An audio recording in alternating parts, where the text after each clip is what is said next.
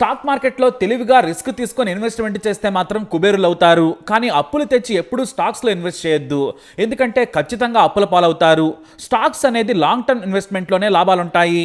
నేను తెలివైన వాడిని, నేను ఇన్వెస్ట్ చేయగలను అనుకుంటే మాత్రం గుండు కొట్టుకొని ఇంట్లో అప్పుల పాలై కూర్చుంటారు. ఇది నిప్పుతో నేషనల్ గేమ్ ఆడినట్టే.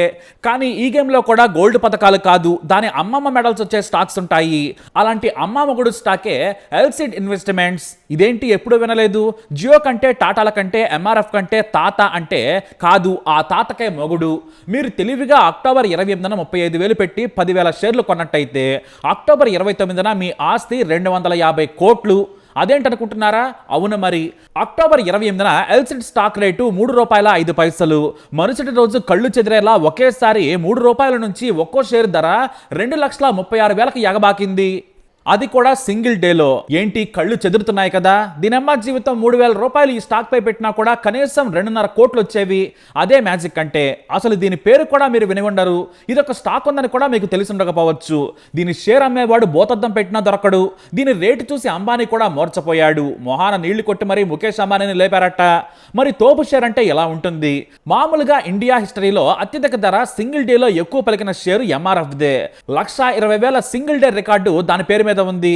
నేటికి కూడా అదే రికార్డు. కానీ సైడ్ ప్లీజ్ అంటూ ఒక అనామక కంపెనీ షేరు ఏకంగా 2,36,000 అయింది. అంతేకాదు నేటికి కూడా పెరుగుతూనే ఉంది. మరో 20% పెరిగి ప్రస్తుతం ₹3,30,498 పెరిగింది. ఇంకా పెరుగుతూనే ఉంటుంది. ఆశ్చర్యకరమైన విషయం ఏమిటంటే దీని సింగిల్ డే రికార్డు వాల్యూతో నిఫ్టీలోని 100 కంపెనీల స్టాక్స్ కొనొచ్చు. అయినా ఇంకా ₹17,000 మిగులుతాయని స్టాక్ ఎక్స్చేంజ్ పండితులు చెబుతున్నారు. దీని రేటు చూసి ఒక్కొక్క ఇన్వెస్టర్ ఫుల్ బాటిల్ తాగి పడుకునే పరిస్థితికి వచ్చింది. అసలేంటి కంపెనీ, ఏం తయారు చేస్తుంది, ఎందుకు దీని ధర ఇంతలా పెరిగిందంటే కాస్త హిస్టరీ తెలుసుకోవాలి. ఎల్సిడ్ ఇన్వెస్ట్మెంట్ లిమిటెడ్ అనేది ఆర్బీఐ దగ్గర రిజిస్టర్ అయిన నాన్ బ్యాంకింగ్ సంస్థ. ఇది కేవలం షేర్లను కొంటుంది, మ్యూచువల్ ఫండ్స్ లో పెట్టుబడి పెడుతుంది, ఇతర చిన్న చిన్న వ్యాపారాలు చేస్తుంది. దీని కింద మరో 2 కంపెనీలు ఉన్నాయి. అదే Murahar investments and trading company limited, Suptaswar investment and trading company. ఇది కేవలం వేరే కంపెనీల షేర్లను కొంటూ మ్యూచువల్ ఫండ్స్ లో పెట్టుబడులు పెడుతూ తన కంపెనీని స్టాక్ మార్కెట్ లో రిజిస్టర్ చేసింది. తన స్టాక్స్ వాల్యూస్ ని కూడా అలానే కొన్నాళ్లు ఉంచుతూ వచ్చింది. అది కూడా అక్టోబర్ 24, 2017న స్టాక్ ఎక్స్చేంజ్ లో రిజిస్టర్ అయింది. తానే వేరే కంపెనీలో ఇన్వెస్ట్ చేస్తూ తన కంపెనీ షేర్లను కూడా వేరే వాళ్ళకు అమ్ముతుంది. ఎంత తెలివైన వ్యాపారమో కదా. తెలివి ఉంటే ఎలాగైనా బ్రతికేయచ్చు. మరి ఇంకా ఇలాంటి సూపర్ ఐడియాలుంటే ఉచితంగా కోట్ల కొలది డబ్బులను సంపాదించేయచ్చు. ఇప్పుడు ఎల్సిడ్ అనే కంపెనీకి 2 వైపులా పదునున్నట్టే లెక్క. ఈ company Asian Paints, TVS holdings, Kalyani investments company, Sil investment, Haryana క్యాపిన్, Pilani investment and industries corporation షేర్లలో విరివిగా పెట్టుబడులు పెట్టింది. ఇక్కడే మరో విషయం గమనించాలి. తన మాదిరిగానే ఇన్వెస్ట్ చేస్తూ స్టాక్ ఎక్స్చేంజ్ లో రిజిస్టర్ అయిన నాన్ బ్యాంకింగ్ ట్రేడింగ్ కంపెనీలో కూడా పెట్టుబడి పెట్టారు ఎల్సిడ్ కంపెనీ యజమానులు. ఇదే తెలివంటే మరి. అయితే ఈ కంపెనీలో ప్రమోటర్స్ కే 70% షేర్లు ఉన్నాయి. పబ్లిక్ 25% షేర్లు మాత్రమే ఉన్నాయి. వాళ్ళంతా కూడా కొని పక్కకు పెట్టుకున్నారు. ఎందుకంటే కేవలం ₹2-3 షేర్లు కొన్నారు కాబట్టి. గత కొన్నాళ్లుగా ఈ కంపెనీ షేర్ స్టేబుల్ గా ఉంది. ఇక షేర్ హోల్డర్స్ కూడా తెలివిగా ఎవరైనా వదిలించుకుంటే వాటిని కొన్నారు. కాకపోతే చాలా మంది పట్టించుకోలేదు. హేమాహేమీలు కూడా వదిలేశారు. కానీ అతి కొద్ది మంది బ్రెయిన్ ఉన్న ట్రేడర్స్ ఈ ఎల్సిడ్ షేర్లను కొన్నారు. 2021 నాటికి 281 మంది ఉండగా ఇప్పుడు 328 మంది ఇన్వెస్టర్లు ఉన్నారు అంతే. అయితే సడన్ గా మరీ ₹3 షేర్ కాస్త ఇప్పుడు ఏకంగా 3,30,000కు ఎలా చేరిందని అనుమానం రావచ్చు. ఇక్కడే సెబీ తీసుకున్న నిర్ణయం కలిసి వచ్చింది. ఎందుకంటే కొన్ని కంపెనీల బుక్ వాల్యూ ఎక్కువ ఉండి షేర్ వాల్యూ తక్కువగా ఉంది. అందులో ఈ ఎల్సిడ్ కూడా ఒకటి. మామూలుగా పాపులర్ షేర్లైన ఎంఆర్ఎఫ్, టాటా, జియో, ఇతర బ్యాంకింగ్ షేర్ల బుక్ వాల్యూ తక్కువగా ఉంటుంది, షేర్ వాల్యూ ఎక్కువగా ఉంటుంది. బుక్ వాల్యూ అంటే కంపెనీ విలువ, అది కూడా అప్పులు, ఇతర అప్లికేషన్స్ తీసేయగా. మామూలుగా స్టాక్ మార్కెట్లో కంపెనీల విలువ కంటే స్టాక్ విలువ ఎక్కువగా ఉంటుంది. కానీ ఈ ఎల్సిడ్తో పాటు మరికొన్ని రిజిస్టర్ కంపెనీల యొక్క స్టాక్ వాల్యూ చాలా తక్కువగా ఉంది. బుక్ వాల్యూ కొన్ని వేల రెట్లు ఎక్కువగా ఉంది. మరి ఇలా ఒకే మార్కెట్లో ఎలా ఉంటే ఎలా? వాటి విలువ పెరగాలి కదా అని సెబీ ఓ నిర్ణయం తీసుకుంది.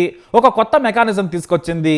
ఇన్వెస్ట్మెంట్ కంపెనీస్తో పాటు ఇన్వెస్ట్మెంట్ హోల్డింగ్ కంపెనీల విలువను పెంచాలని ఒక సర్క్యులర్ జారీ చేసింది. బుక్ వాల్యూకి దగ్గరగా ఉండేలా ఈ కంపెనీల విలువను సరిచేసింది. దానికి మొత్తం కంపెనీ ఈక్విటీ ఎన్ని షేర్లు ఉన్నాయో వాటితో డిసైడ్ చేసింది. స్పెషల్ వేలం ద్వారా ఎల్సిడ్ స్టాక్ ధరను నిర్ణయించింది. దీంతో ఎల్సిడ్ కంపెనీ షేర్ పతాక స్థాయికి చేరింది. ₹3 నుంచి సింగిల్ డేలో 3 లక్షలు దాటేసింది. ఇలా అన్నీ పెరిగితే ప్రతి పేదవాడు కూడా కష్టపడి స్టాక్స్లో ఇన్వెస్ట్ చేస్తాడు. కానీ ఇతర షేర్ హోల్డింగ్, షేర్ ఇన్వెస్ట్మెంట్ కంపెనీల షేర్ వాల్యూ పెరగకుండా కేవలం ఎల్సిడ్దే పెరగడానికి కారణం ఉంది. ఈ ఎల్సిడ్ కంపెనీ ఏషియన్ పెయింట్స్ షేర్లను 4.2% కలిగి ఉంది. దీని విలువే దాదాపుగా 12,000 కోట్లకు పైగా ఉంటుంది. ఇవి కాకుండా ఇతర కంపెనీల విలువ మరో 7,000 కోట్లు ఉంటుంది. అయినా కూడా ఈ కంపెనీ టోటల్ వాల్యూ కేవలం 6,000 కోట్లు మాత్రమే. అందుకే బుక్ వాల్యూ కంటే కూడా షేర్ వాల్యూ తక్కువగా ఉంది.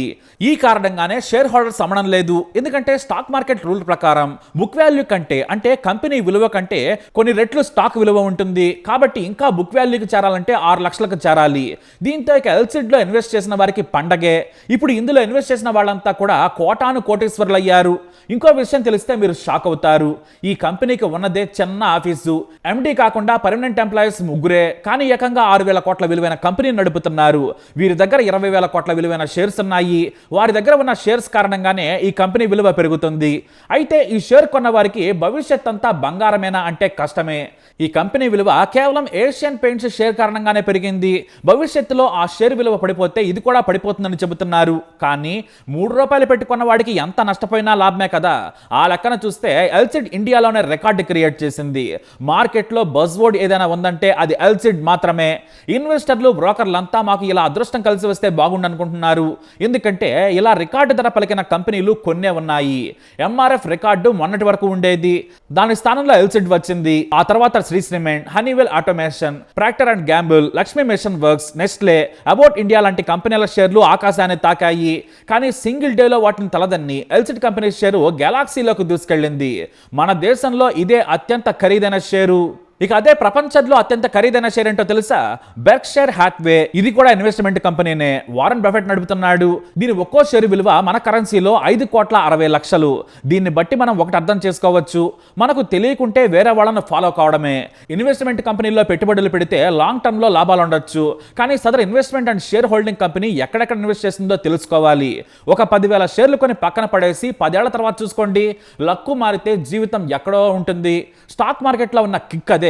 కానీ ఈ రోజు లాభాలు రావాలనుకునేవాడే మునిగిపోతూ ఉంటాడు. ఇన్వెస్ట్ చేసి వెయిట్ చేస్తే ఆ కిక్ మీకే తెలుస్తుంది. మరి ఎలాంటి ఇన్ఫర్మేషన్స్ కోసం వీడియో లైక్ చేయండి, షేర్ చేయండి, మా ఛానల్ని సబ్స్క్రైబ్ చేసుకోండి.